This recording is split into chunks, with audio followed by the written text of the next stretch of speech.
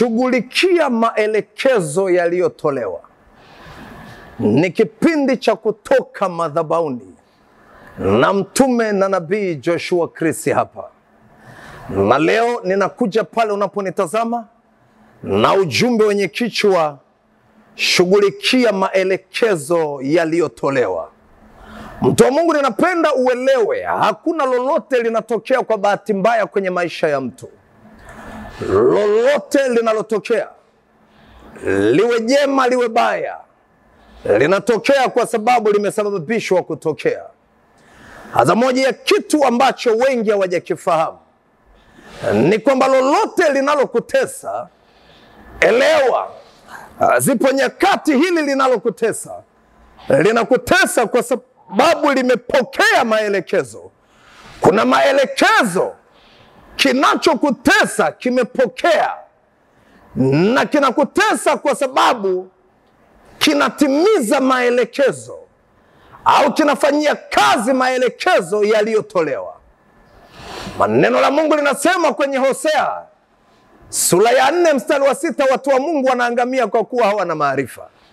Najua kuna jambo gumu unapambana nalo, lakini hata sasa unashindwa kuona hilo jambo likiacha maisha yako. Ninapenda mtoto wa Mungu uelewe, hili jambo linaloyatesa maisha yako, linayatesa na haliachi maisha yako kwa sababu kuna maelekezo yametolewa.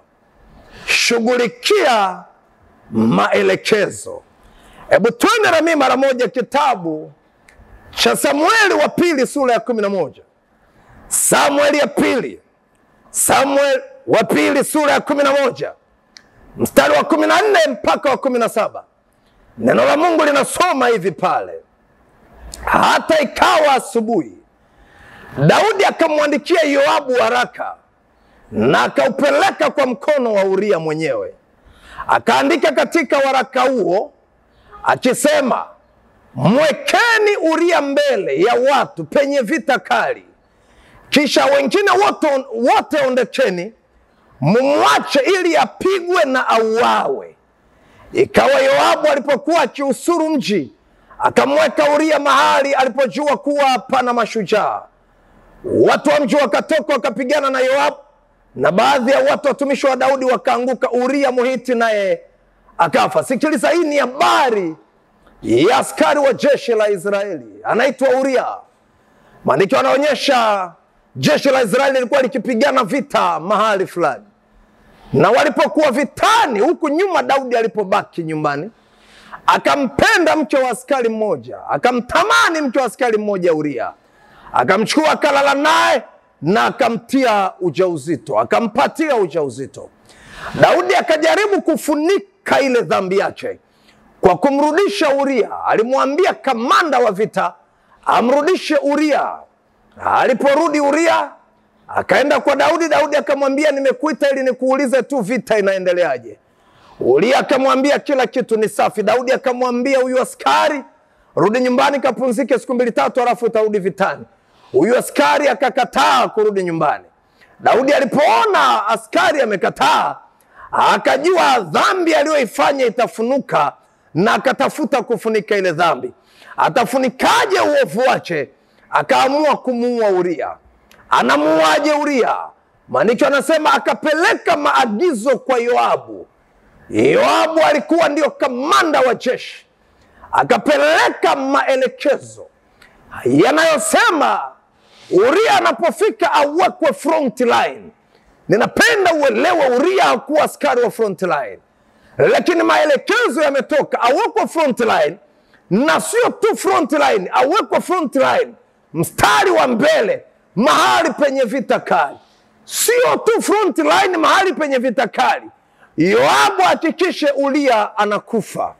Maandiko yanasema walipokuwa wanakabiliana na mji fulani, Yoabu akamweka Uria mstari wa mbele, na amri ya kamanda haipingwi, na Uria akauawa. Unisikilize mtu wa Mungu, ukiwauliza ndugu wa Uria kwa nini Uria anakufa, watasema baba yao amekufa vitani.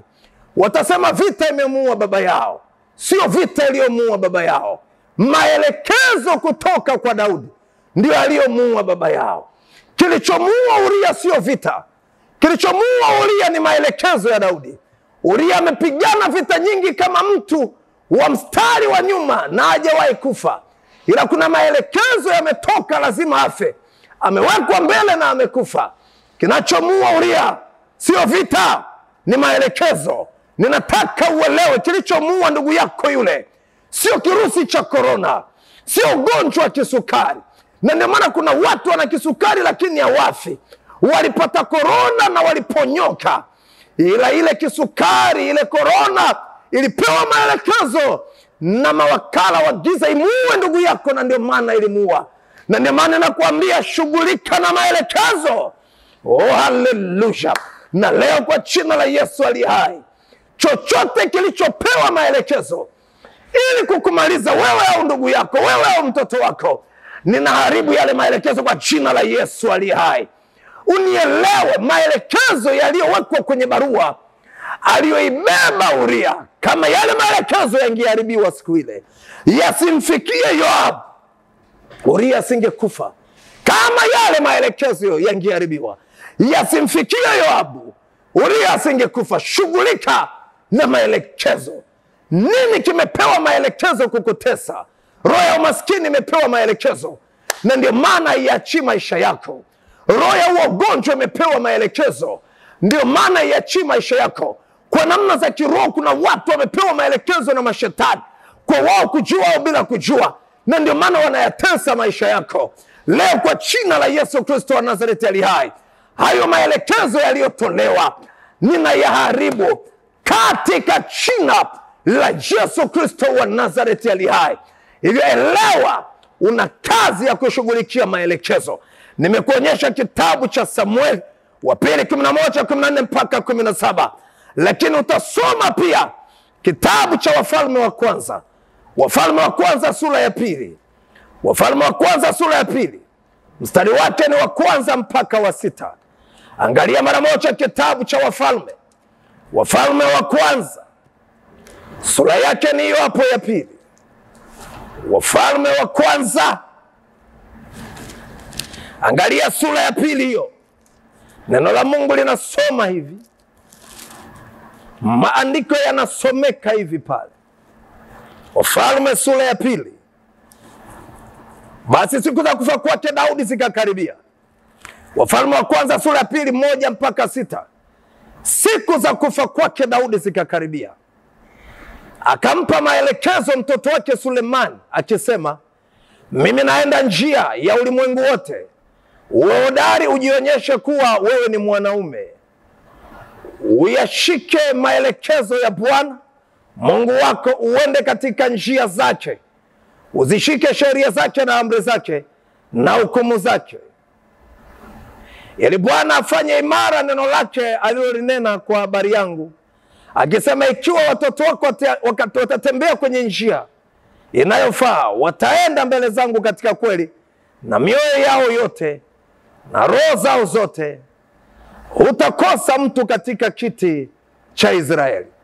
Angalia mstari wa 5. Na zaidi ya hayo, Daudi anampa maelekezo mwanae Sulemani, na zaidi ya hayo, umejua alivyonifanyia Yoabu mwana wa Seruya, yani alivyowatenda majemedari wawili wa majeshi ya Israeli, Abineri na Aneri mwana wa Yetheri, ambao aliwaua, akamwaga damu ya vita wakati wa amani, akautia damu vita mshipi uliokuwa viunoni mwake na viatu vilivyokuwa kwenye miguu yake.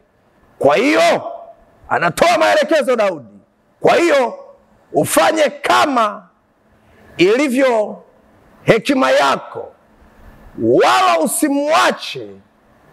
usimwache mvi zake kushukia ahera kwa amani. Manake anampa mwanae maelekezo ya kudili vibaya kabisa na Joabu, adili naye vibaya kabisa.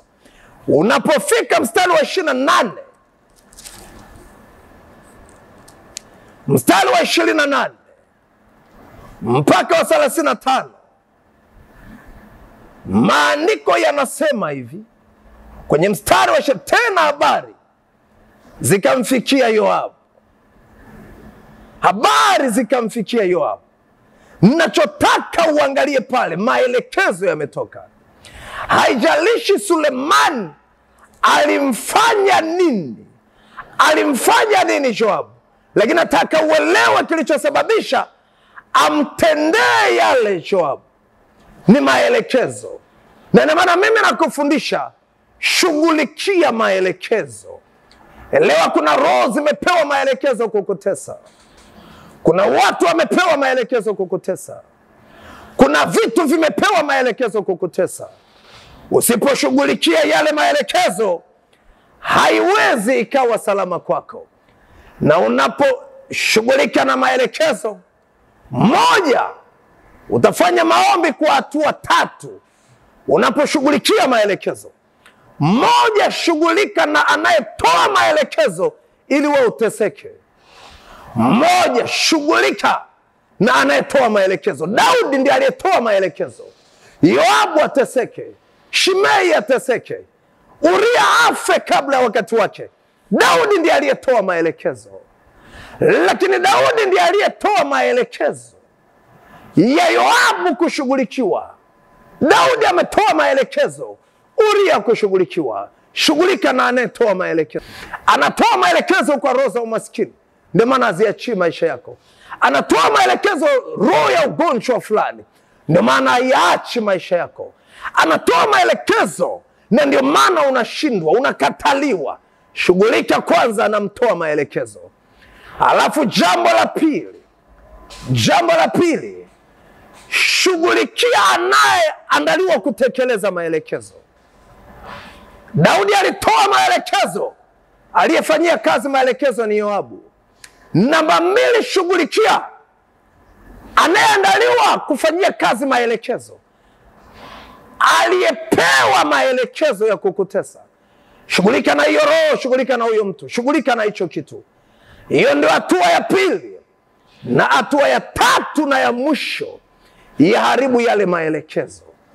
Kama umenielewa, unaanza na mtoa maelekezo, unafuata anayetaka kupokea maelekezo, halafu unaharibu yale maelekezo. Hapo ndio unakuwa umeshinda shule ya maelekezo ya mateso. Mungu, katika jina la Yesu aliye hai, ni asante kwa ajili ya mtoto wako huyu. Asante kwa kuwa nimenena naye. Asante kwa kuwa nimesema naye. Jehova, Mungu mwema, Mungu mwaminifu, katika jina la Yesu Kristo wa Nazareti aliye hai, yeyote popote alipo, rohoni na mwilini, anayeachia maelekezo ya mateso, ninamharibu kwa jina la Yesu aliye hai. Yeyote anayetoa maelekezo ya mateso kuelekea mtu wako huyu, watoto wake na ndugu zake, aharibiwe kwa jina la Yesu Kristo wa Nazareti aliye hai. Yoyote anayeandaliwa kufanyia kazi maelekezo, anaharibiwa leo kwa jina la Yesu. Anapigwa leo kwa jina la Yesu. Ninamdondosha anayejiandaa kupokea maelekezo katika jina la Yesu aliye hai. Jehova, Mungu mwema, Mungu mwaminifu, maelekezo yoyote yaliyotolewa kinyume cha mtoto wako huyu, ninayaharibu maelekezo yale. Maelekezo ya kulia, maelekezo ya kuteseka, maelekezo ya kuchelewa kuingia hiyo baraka, ninayafuta kwa damu ya Yesu Kristo wa Nazareti aliye hai. Mbariki mtoto wako huyu Bwana, mpe kuona mema mengi, mpe kuona kushinda, katika jina la Yesu Kristo wa Nazareti aliye hai. Amen, tena amen. Mungu akubariki, akupe mema. Ulikuwa nami katika kipindi hiki cha kutoka madhabahuni, kutoka madhabahu ya Jokri Ministries International, Dar es Salaam Kibamba. Kwa mawasiliano zaidi, ili niendelee kufanya maombezi na wewe na kwa ushauri, basi utapiga simu namba zinazoonyeshwa hapo chini. Mungu akutunze, akupe mema. Mpaka tunapoonana wakati mwingine, ninakuaga nikisema bye bye.